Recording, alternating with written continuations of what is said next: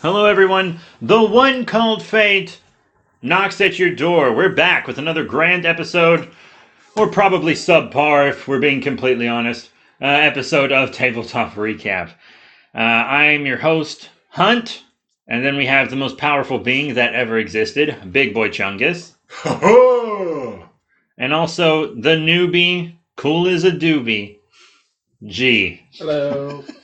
What's up, G? Today we're talking more about the Sunless Citadel. That's what it's called, correct? Yee. Yeah, so we played more into the Sunless Citadel, fought a couple of bosses. Levels were gained, friends were lost. Well, level was gained. Well, I guess they gained at the end. Technically, you all gained a level. Yeah, we all I gained used a the level. plural tense. I lost more than you could ever imagine. We'll get to that. That will be gotten to. But first we're going to roll for initiative to see who goes first. 5. 9. 7. Okay, I'm actually going to yield to the DM, which was Big Boy Chungus. And remember, my character is Clarence Spellshell, Druid Tortle, and G is a Dragonborn Paladin, correct? What's his name? Balasar. Mayasan Balasar. Anyways, and then of course our friend Connor was with us as well, and he was playing him basically a personified version of himself. Yeah. At least what he thinks is himself. It's an artificer, human, but built like a rogue, and his name is Connor. Don't ask about his backstory because that's classified. There's a gun to my head. Classified. That's a new meme. So we picked up from the last episode where you guys had just made friends by accepting a mission on behalf of the kobolds and cleared out the rat nest and had your first encounter with some goblins. You guys met a couple more goblins, had a little combat session, and after clearing out some more goblins, you came across some... Well, we fought those goblins smart. Yes, you did. You used a variety of spells like fog cloud. I cast fog, and then we shot at them from the fog, and they couldn't see us. I actually rolled really low initiative, but my plan was originally to conjure a flame, because I have a really high AC, and then I would be aimed at and they would attack. Because my long-range attack is just Thorn Whip. That was my only long-range at the time. But yeah, you guys defeated those goblins pretty quickly. You, Miko, and Meepo. I already forgot his name. He's already slipping from my memory. How dare you?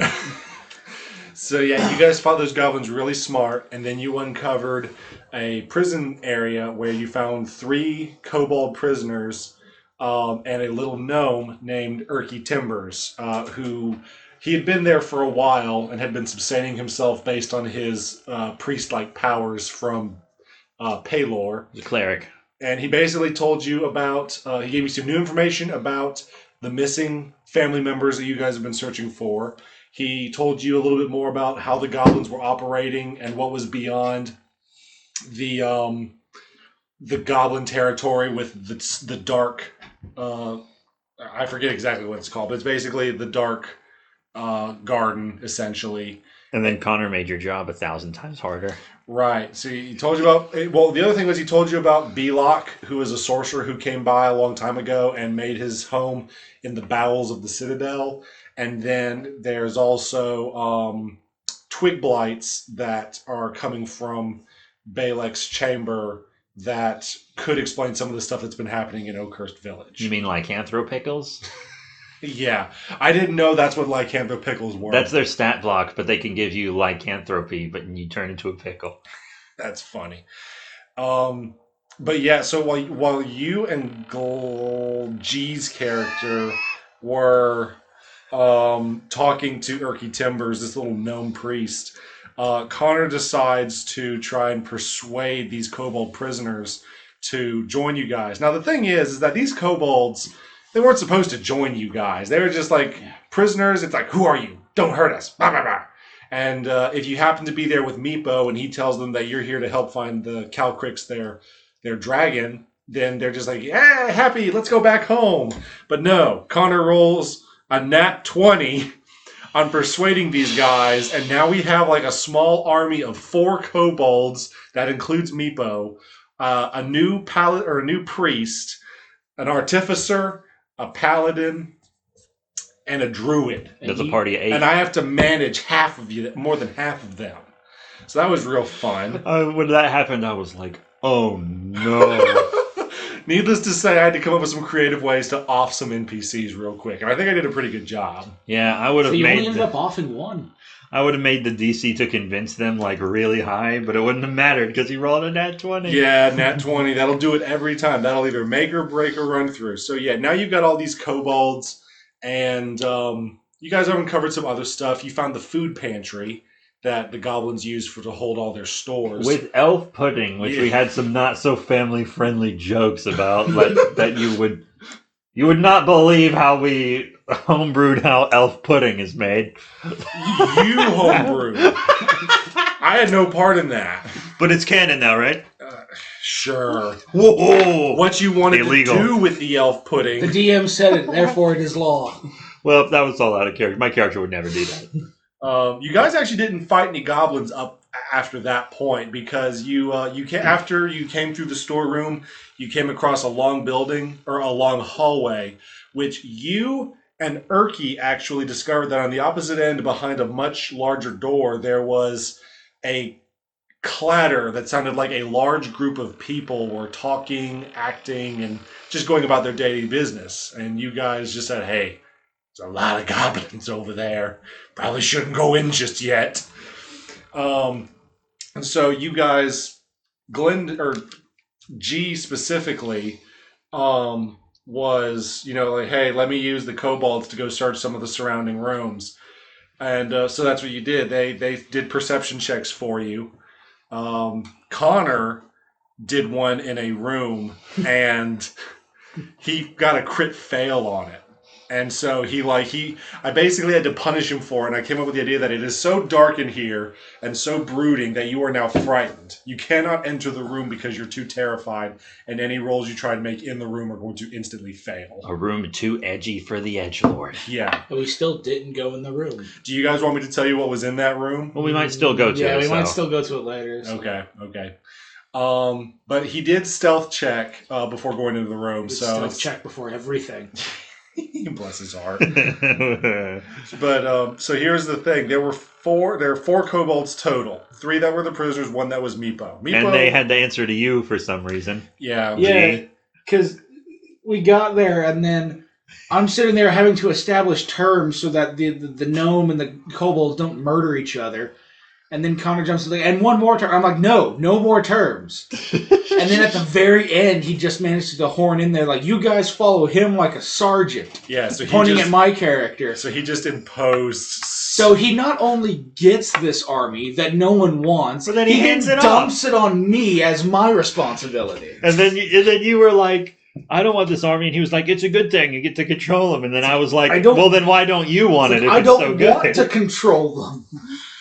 He wants the army. He just doesn't want anything to do with it. I want to have the strength in numbers, but I want none of the responsibility. A true rogue. Yeah, I guess so. He's built like one. What did you do? I'm not saying anything until you guys become real cool about a lot of things real quick. So yeah, get back to. We sent the kobolds off into the different doors in this elongated hallway. 2 of them came back, and they basically said that. These 2 doors are connected to a longer hallway, but they didn't score very high on their perception check, so they didn't give any kind of discernitive markings or shapes of the room. Weird. But the 3rd kobold didn't come back. That was a smart way to get rid of him. Good job. And basically, G, Connor, and Meepo, along with the other 2 kobolds, decided to go into this other room. Before we go in, let's have a little reminder of who Meepo is for those who might have missed the last one. Right. So Meepo is he's the dragon keeper for the kobolds. He was the one who was in charge of taking care of Calcrix, the white dragon wormling that was stolen by the goblins, and he loves this dragon. Everyone in their clan does. But it was his responsibility to keep track of it, and when he lost it, he was just a broken mess. And when he met you guys, it was just like, oh my gosh, I can be redeemed. Happy day, happy day. Yeah, and he had like this super high view of G's Dragonborn, and G just loved Meepo. Like, he was like, I'm going to adopt you, and you're going to go on every quest with us from now on. And he was like, yay, adoption! He had no idea what it meant, but He asked you what it meant, and you told him, he asked you, does it have anything to do with dragons? And you being from a church of Dragonborn, he said, yeah, it has something to do with dragons. And he's like, yay, adoption!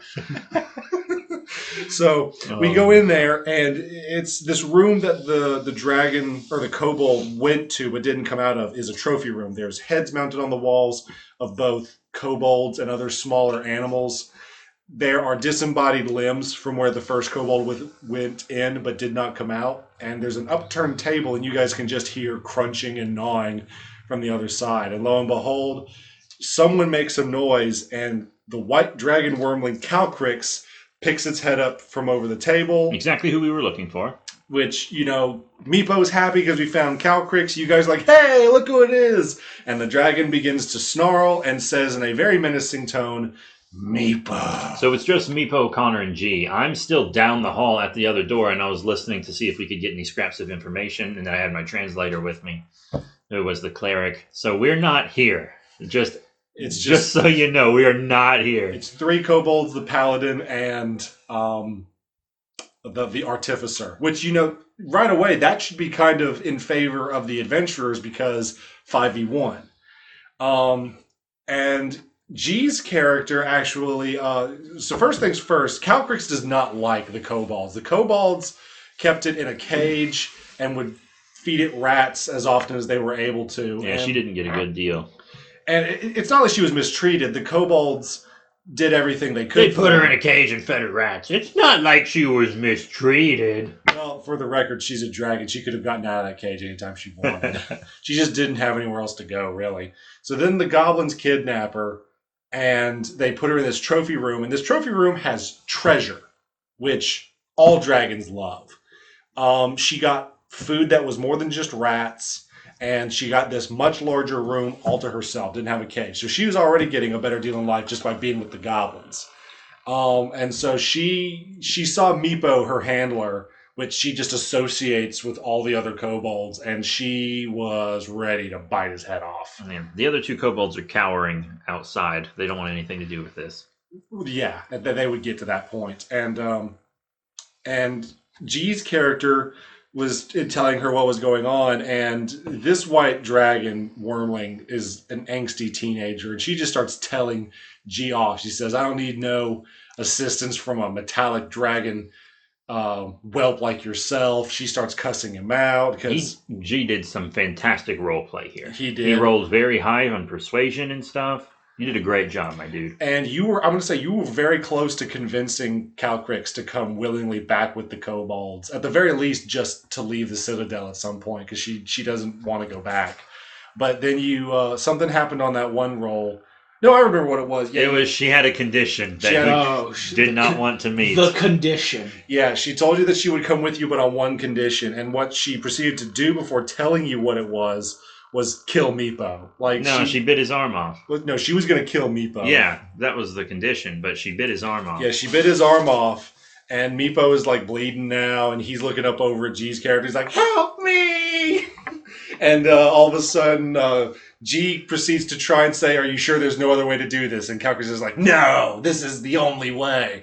And you're like... So he had to choose between the dragons. He had to basically choose between, something his religion wanted him to do and his adopted son, Meepo. What choice did you make, G? I finagled my way so that I did make it out of both ways, but I did choose Meepo. Yeah, he chose Meepo. You rolled for initiative, and needless to say...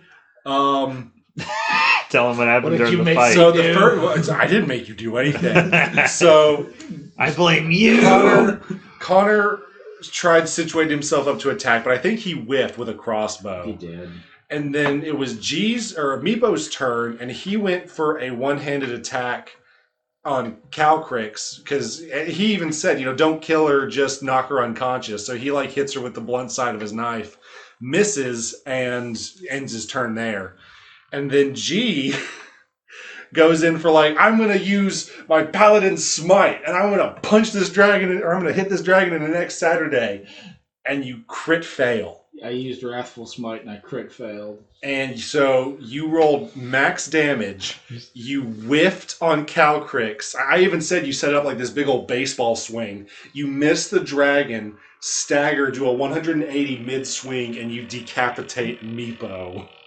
And immediately, I lost all purpose. I'm gonna get you a shirt that says "I killed Meepo" and all I got was this lousy T-shirt. That is, I will wear that and I will answer, like, people will be so confused. Like, who's Meepo? I was like, don't even mention it, man. Don't remind me of my son.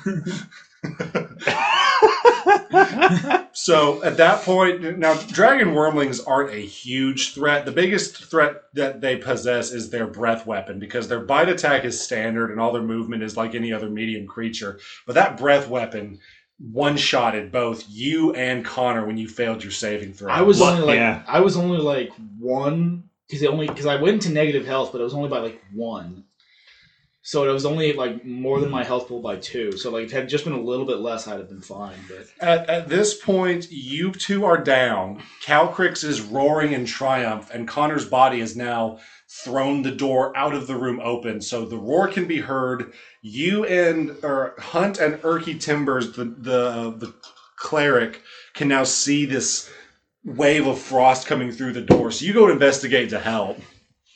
Yeah. So we run into the door, and I try to reason with the dragon, which does not work. I rolled a nat 1 you to crit reason failed with the with the dragon. reason. And the way I punished you is, see, the breath attack gets charges. So you roll a d6, and depending on what you roll, you can do that ability again. And I went ahead and gave her another frost breath An charge. insta frost breath. And then, okay, check this out. So she launches the frost breath at me, and for my save, I roll a nat 20 right after a crit fail. So what you did was I asked, how did you want to perceive this? And so you cast, what was it, Create Flame or something like that? The Create Flame. And then I held my hand out so the ice went up against the flame and melted as it came into contact with me. But you were like, I'll do you one better since it was a nat 20. And you had the flame like shoot out. And it was like a Dragon Ball Z scene where frost and fire are, being shot at one another. You overcame her frost with this little cantrip level spell. Yeah. And you wound up doing max damage as a firebolt spell when her frost breath was extinguished. So this dragon's like, what is going on here? Fear the torch. This should not be happening. I am Calcrix. Yeah, I knocked down almost half its HP because it was like, what were Dragon Worm? He's like 32? 32 HP. You did max damage plus like, your modifiers. You did like 12 and that HP. was only your saving throw. You Yeah, still had I a beat whole it. other attack phase. I beat it in one turn, because then Erky Timbers came in after your turn. They didn't use their turn to attack, though. No, Erky Timbers revived Connor, and then your turn went again. Yeah, and then I got my actual turn.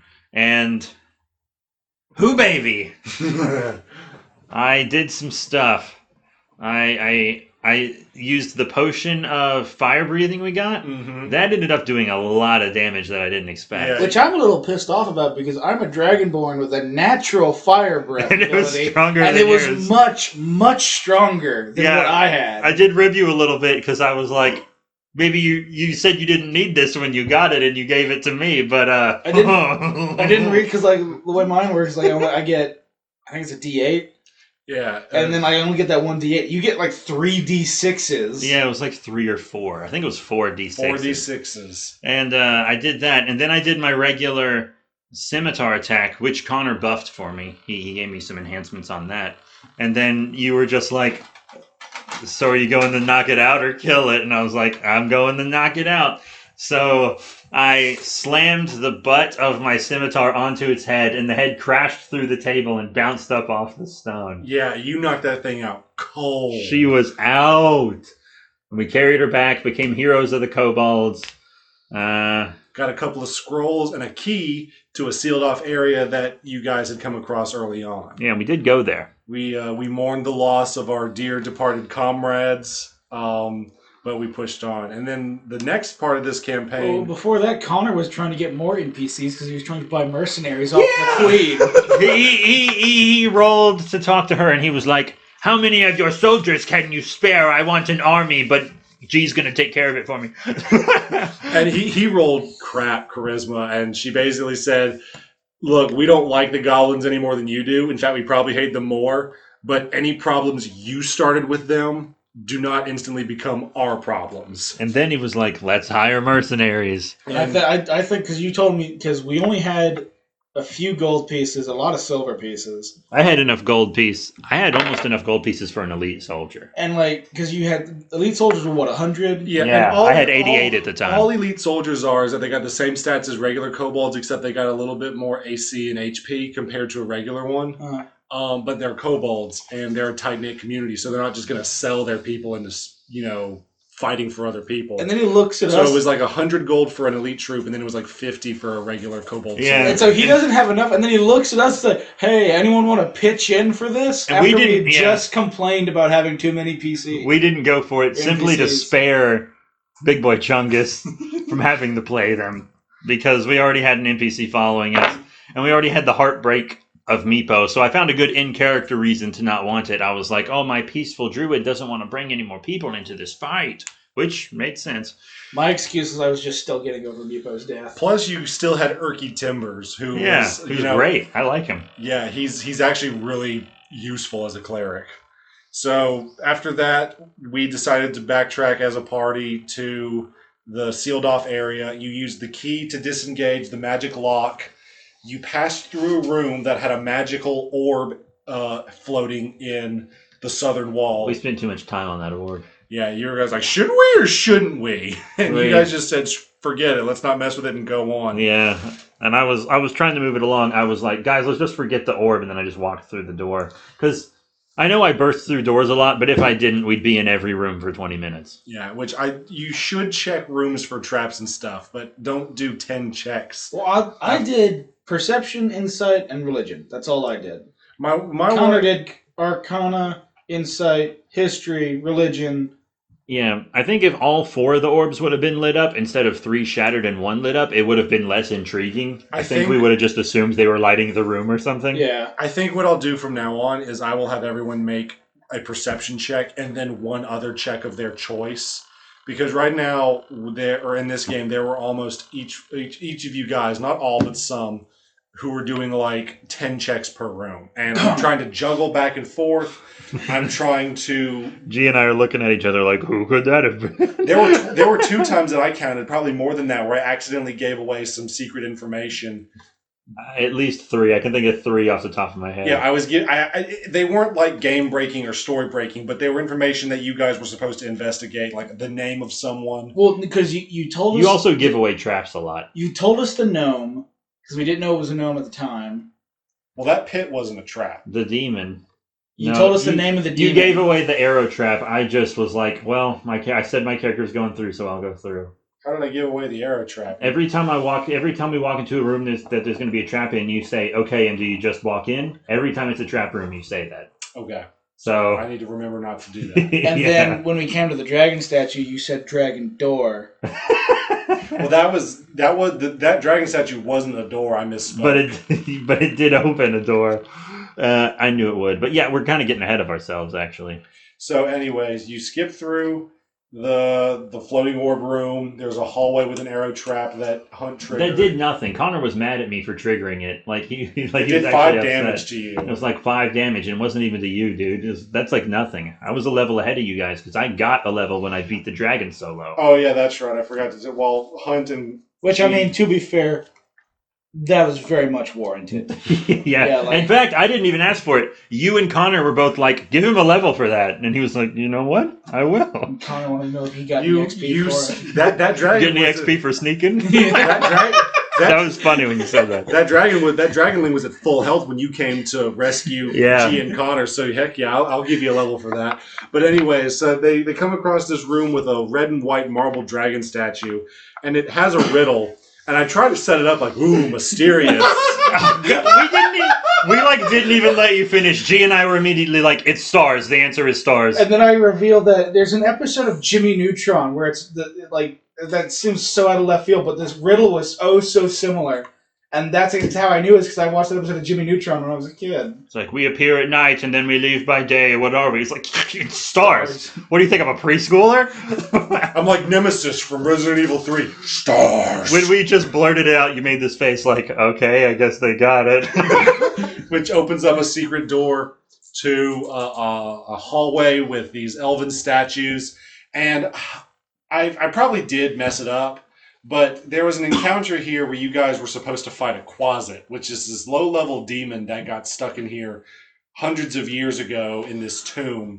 And the way the book laid it out, it says when a character either climbs out of the pit after falling in or successfully crosses it, the Quasit attacks. And I'm like, okay, it doesn't say how or when, but so you, Hunt, made it across the pit first.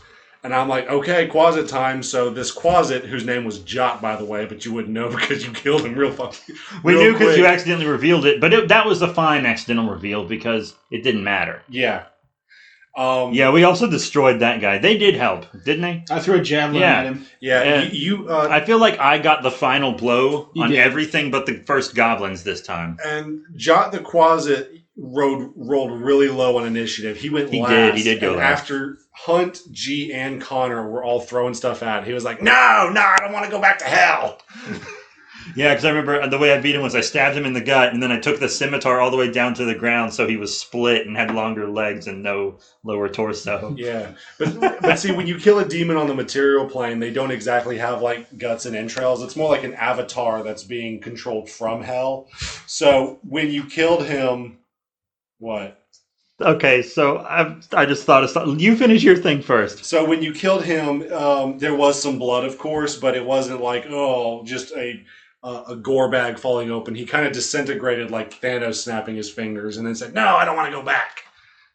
I went back. What I was thinking was, so the pit had wooden spikes in it, and Connor is always very afraid of athletics checks for some reason. Despite him having actually very high dexterity. Have you guys seen his stats? He No. rolled really well for all. Like he doesn't have like a +4 to strength, but there is not a single thing that he doesn't have a plus in.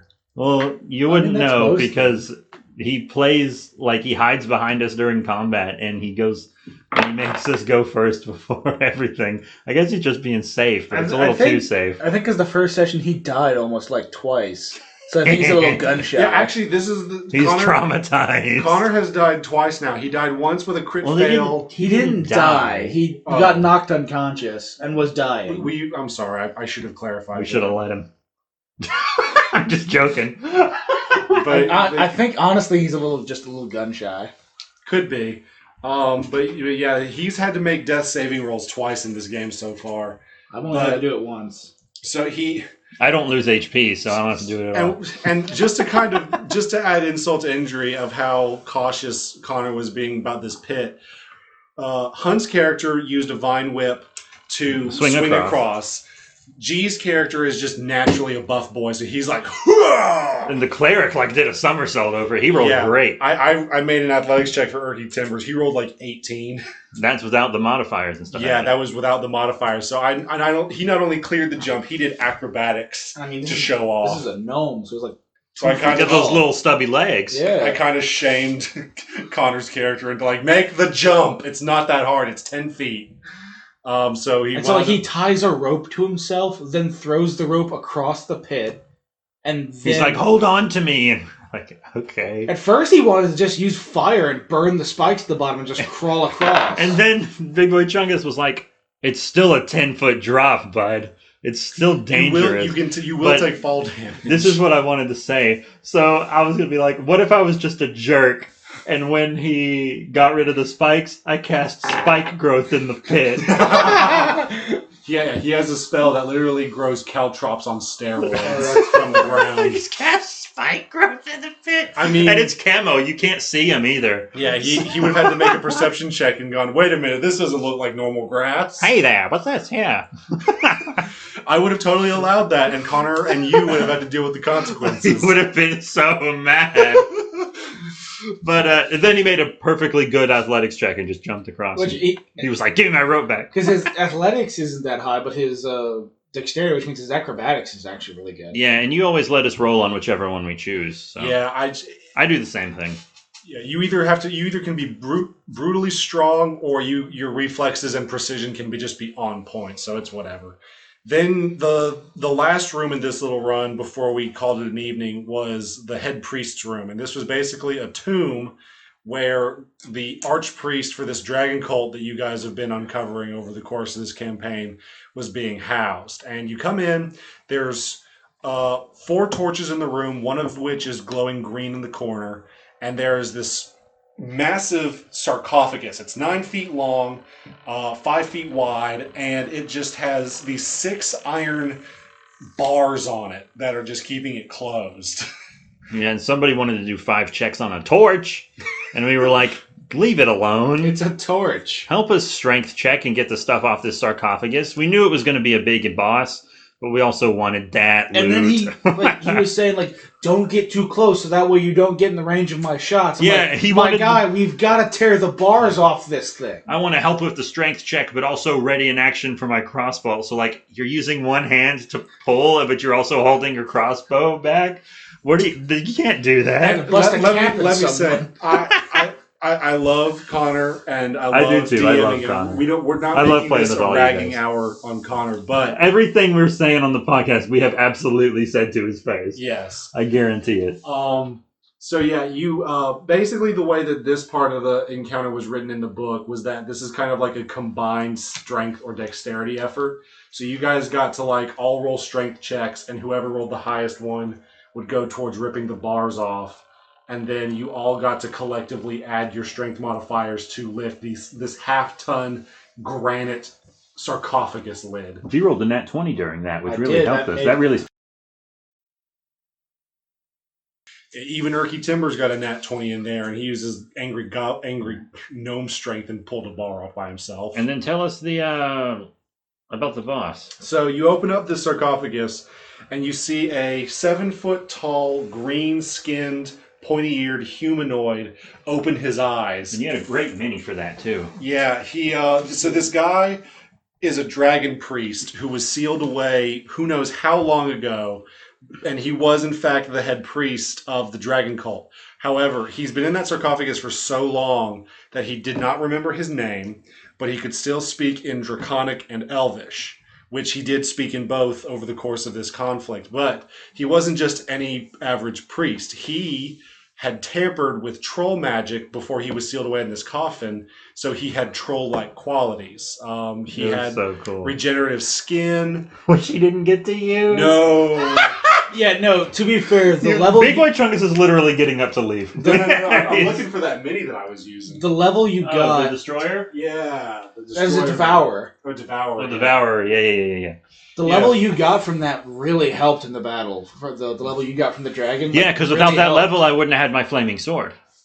But so Which yeah. is just a sword it's a sword made of pure And- fire. and- I did almost all the damage to him. And Connor. Not all of You, it. you helped. Yeah, I did. And- You did damage. You and did plenty of damage. Someone was wanting to know. Connor was wanting to know whether or not poison damage would work. Well, no, someone asked something about undead, and I'm like, the guy's not dead. He's not a zombie. He is genuinely No, alive. I had- Yeah, that was good. It was suspended animation, not I had undead. used my divine sense to detect evil, and it was the whole thing is that it would let me detect fiends, undead, and something else.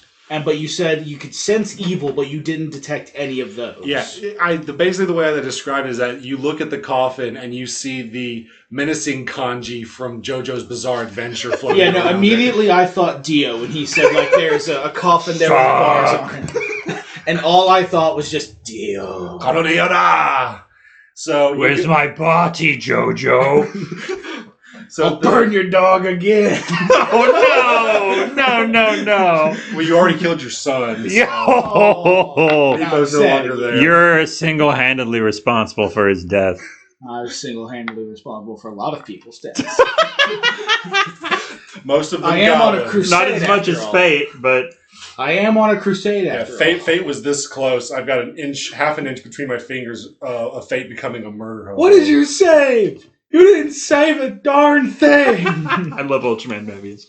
But So this guy rises from his coffin, all 7-foot green skin of him, and he shouts in Elvish, which Connor was happy because his character does speak Elvish. finally, because he's just been sitting. Because we've been talking in like Draconic, the whole campaign, and he can't understand. He's the only person that can't. We've been talking in Draconic, but I keep forgetting like to just relay and translate information to him. So he's just been kind of sitting there, just like, I'm just along for the ride. He's really glad that we got Erky Timbers, because Erky Timbers, I'm gonna go ahead and just tell you guys, he speaks Goblin, Draconic, Gnomish, and Common. I feel like if we're gonna. Yeah, I noticed the Goblin. I feel like if you're going to go to this Citadel, you have to speak Draconic at some point, because literally everyone except Connor's character speaks Draconic.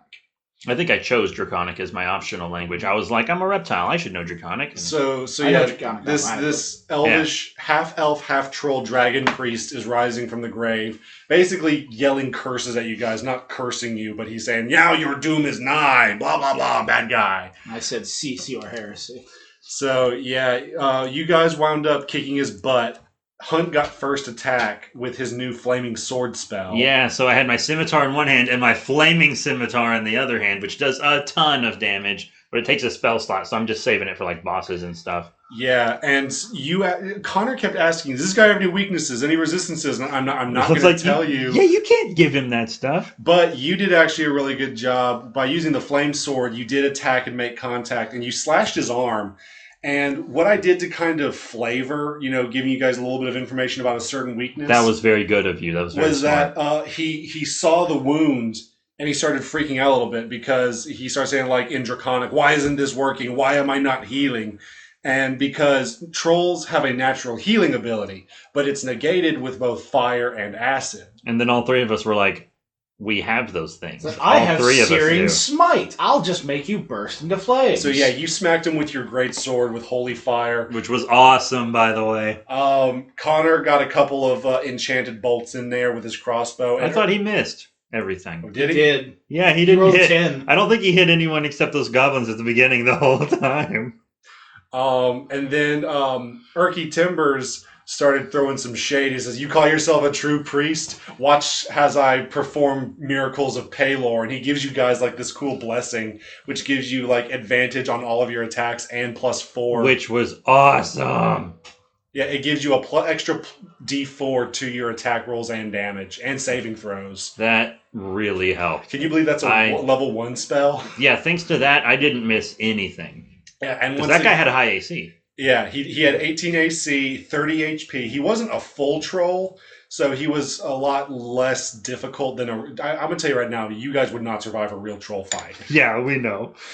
Even with flaming swords, it'd be a bloodbath. But you guys defeated him, and you, Hunt, actually got the final killing blow again. Yeah, and I got it on my regular scimitar, so I like to explain my own killing blows. So I shoved the scimitar into his heart, and then when I pulled the sword out, the heart was on the sword.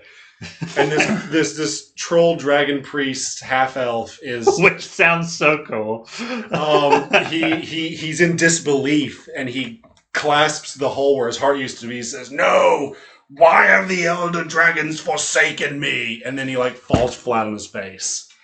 So this like boss level character took us 2 turns? I think it was 2 rounds, yeah. And I feel like one of the reasons why you guys are doing really well, I mean, the weakness definitely played in your favor, but you guys have also had the initiative advantage on most of your fights for this session. You guys just had at least 4, at most 8 people on your side of a fight all the time. And after that battle, you gave Connor and I both another level, and my paladin just suddenly became the beefiest cake to ever walk the face of the earth. And I'm just a little ahead of them, so I'll probably level up just a little bit before you guys again, maybe. And yeah, you'll have to do a lot of heavy lifting if you want to reach level 4 by the end of the campaign. I'm not expecting to, because I know it's a 1, 2, 4, and then the other one's start at 4 in that book. So.